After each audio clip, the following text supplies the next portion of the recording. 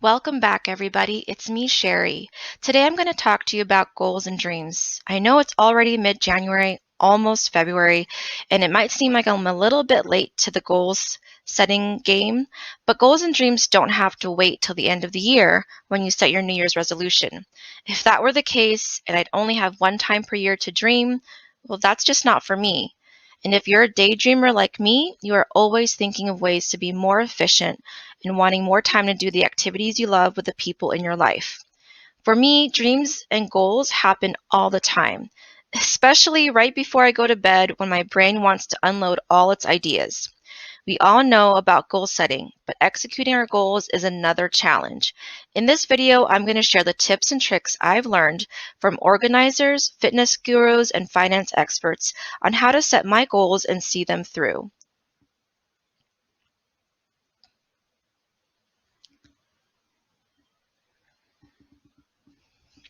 I'm sure you've heard of that exercise where you pick a word to represent your whole year, a theme to set you on course. Well, I've never been able to pick just one word. Usually it's a mantra or phrase that works best for me. What it really is it's giving you direction and focus for the kind of outcome you want to see for your personal growth. In 2020, my mantra was, I can do hard things. And this was pretty true for a lot of people in 2020.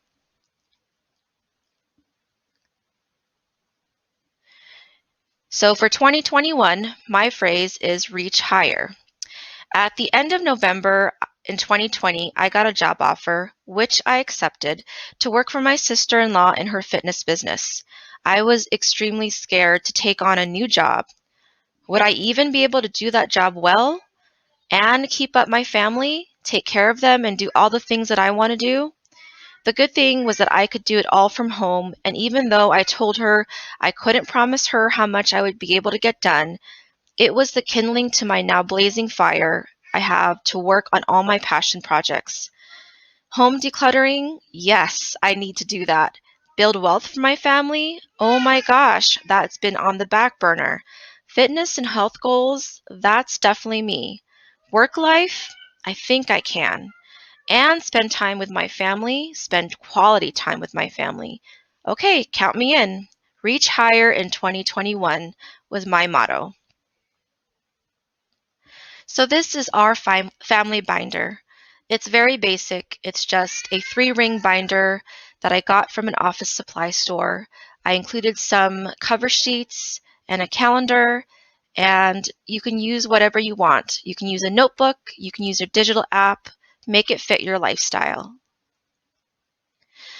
I also got a little ambitious and decided to make some printables, so if you're interested, let me know and I'd be happy to email them to you.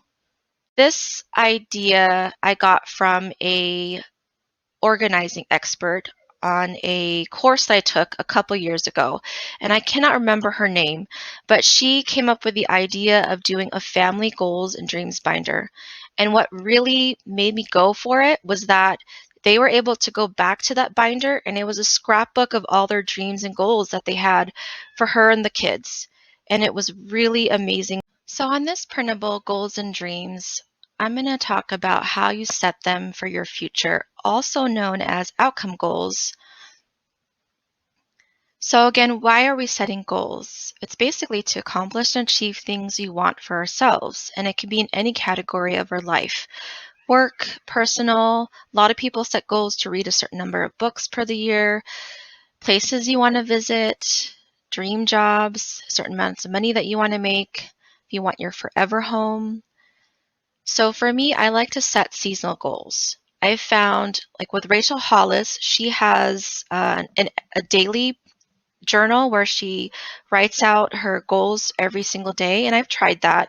That just didn't work for me in my lifestyle. So daily for me didn't work, and then some people like to do it monthly, and that again was a little bit too short. So I found for me setting seasonal goals every 3 months has worked, but really just set goals whenever they come to you, and you can write as many of them as you want or as little.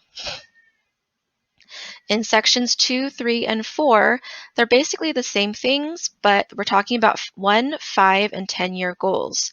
And in each of them, you want to ask yourself, where do I want to be in 1, 5, and 10 years from now when I am X years old? So I'm currently 37 years old. In 1 year from now, I'll be 38. And what exactly do I want to be doing? Definitely add your age because it gives you more urgency to see I'll be 1 year, 5, or 10 years older from now. What is it that I want to have accomplished already?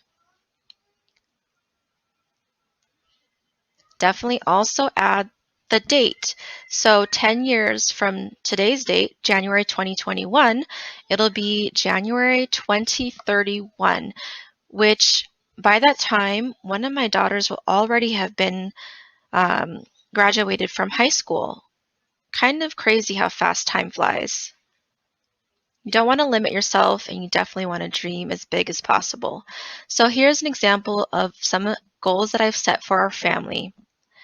And they range anywhere from easy stuff like taking our family portrait for the holiday to making changes to our home.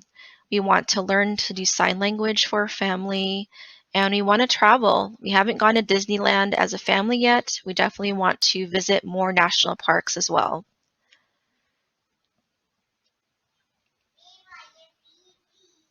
So, this is a goal that I set for myself, and it was never written down, but it was more like in the back of my mind. I saw a group of women go on a hike local to my area called Gold Strike Hot Springs. And it looked really scary, but at the same time, super exciting to see these women do this challenging hike. And they had some rock climbing. They had these ropes here where you could do some bouldering. And at the time, I wasn't in the best shape of my life. So actually, I was just getting started in my fitness journey.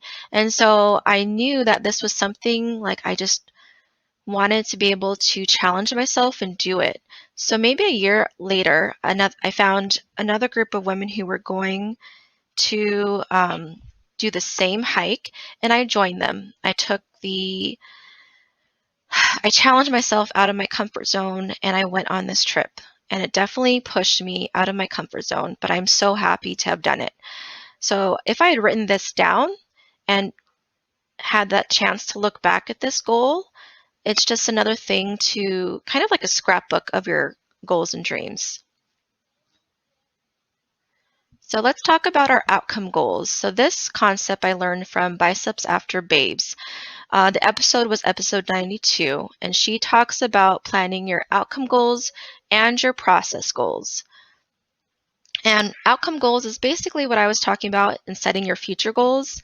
There's whatever you're trying to achieve in life. They're big and lofty, and they kind of make you queasy. To me, it's like butterflies in my stomach, and I don't want to really share it with anybody because I don't want to hear any negative feedback. But that's when you know that goal is something you might want to do.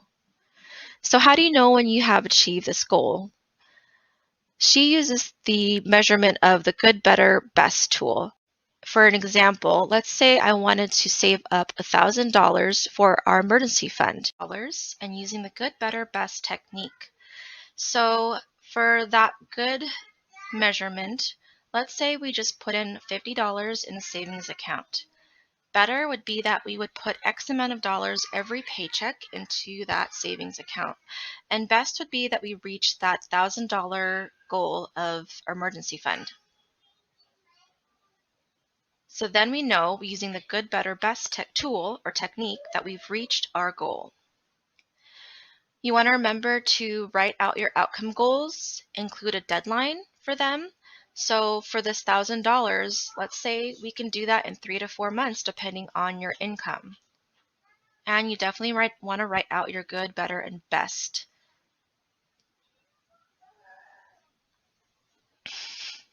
So the next step would be to do our process goals. Again, Amber talks much more in depth about this, but it's basically taking the outcome goal and dividing it into bite-sized pieces, baby steps, if you will. Another example I like to think of if you've read the book Eat the Frog or Eat the Elephant, I can't remember which animal it was, But they ask you, how do you eat a frog? And it's basically just one bite at a time, which is this kind of process.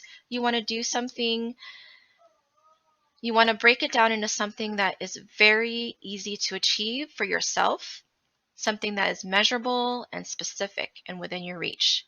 You don't want to use any vague terms. There is another technique that she uses called the floor and ceiling. It's a minimum and maximum of what you want to be able to do to reach those goals. So let's say taking our $1,000 emergency fund goal and breaking it down into that first step of the good of saving $50 into a savings account. Let's say the floor would be to open a savings account, and then the ceiling would be to transfer the $50 into that savings account. So we know the minimum we could do is open the savings account, and the maximum we do was to transfer that money into the account. So we've accomplished that good step. So using outcome and process goals is a great way to reach any goal that you have, whether it's finance, fitness, um, whatever goal that you have set for yourself. So here are some financial goals that I have to build wealth and stay out of debt for our family. Some of these we have accomplished already, like paying off our consumer debt using Dave Ramsey's baby steps. We're in the process of increasing our emergency fund. Right now we're at about 3 months. And some other things we haven't done yet is pay off our mortgage, but we're planning to do that in 5 years. And also to invest through some companies like Vanguard and Robinhood. I also have ongoing sinking funds that we're starting to set up, and we also still need to write a living trust and will for our family. So those are all important things that we need to do to accomplish our goals for our finances. So I recently watched a video by Tasha from One Big Happy Life, and she talked about the 4 types of financial goals that you want to reach. Definitely check out her video. It's really, really good, and it teaches you about independence, stability, lifestyle, and growth goals. These are all important, and it's all goals that we are setting for ourselves. They all kind of work with each other, and sometimes they coincide. Like you have to be doing both lifestyle goals and independence goals to reach each other. Some personal examples of these financial goals that I'm setting for our family. The independence is saving. So we want to do Vanguard for stocks. And then at some point, if once we pay off our mortgage, we could definitely do real estate if we wanted to rent out the house and then buy another house for ourselves. That could earn us some income. Stability financial goals is also saving in that we're putting aside certain funds for certain things, like sinking funds could be birthday money, it could be vacations, and emergency fund is for those times when you're in real emergency, when someone's lost a job or something's happened that kind of sets you back. So lifestyle spending for us, it would be experiences like going on vacations and going on trips with our family. We also want to be able to spend money so that we can enjoy life. And then growth is another way of spending. This is kind of like going to college and investing in yourself. So some of these are courses that I've recently purchased to invest in myself. Thank you again for watching our goals and dreams video.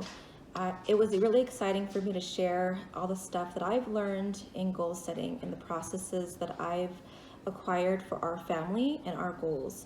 So if you want, please share with me what you do for your goal setting and how much you've accomplished so far in your finances. I look forward to seeing you all in the next video where I will be talking about our spending analysis. It's something that I like to do anytime I restart our budget, which is not that often, but it does happen. And it's a good measurement to see how you're actually spending your money if you don't have a budget. Thanks for watching as we continue to stay out of debt and build wealth for our family. I will see you all in the next video. Bye. Bye.